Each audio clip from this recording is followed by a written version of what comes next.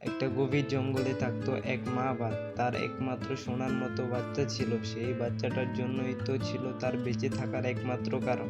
মা বাঘ বাচ্চাকে আদর ও ভালোবাসতো অনেক। একদিন মা বাঘ খাবার আনতে যায় জঙ্গলে, আর ঠিক তখনই একটি বড় চতুর বিড়াল চুপি চুপি এসে বাচ্চা বাঘটিকে চুরি করে নিয়ে যায়। বিড়ালটা বাচ্চাটাকে নিয়ে অনেক দূরে চলে যায়, নিজেই তাকে বড় করতে থাকে যেন নিজের সন্তানের মতো। বছর পেরিয়ে যায়, বাঘটা এখন অনেক বড় হয়েছে, শক্তিশালীও হয়েছে, কিন্তু সে জানেই না তার আসল পরিচয় কি। রাতে বিড়াল আর বাঘ মিলে গ্রামে মুরগির খোঁজে বের হয়, আর তখনই মুরগি চেঁচামেচি করে গ্রামবাসী লাঠি হাতে জড়ো হয়।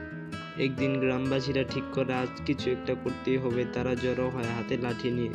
বাঘটাকে দেখে সবাই থমকে দাঁড়ায়, তার চোখ, তার গর্জন, সেই দৃষ্টি, সবাই ভয়ে পেছনে পালিয়ে। বিড়ালটা আনন্দে আত্মহারা হয়ে যায়, তার ছোট ছেলে আজ এমন এক শক্তিশালী বাঘ হয়ে উঠেছে যাকে দেখে পুরো গ্রাম ভয় পায়।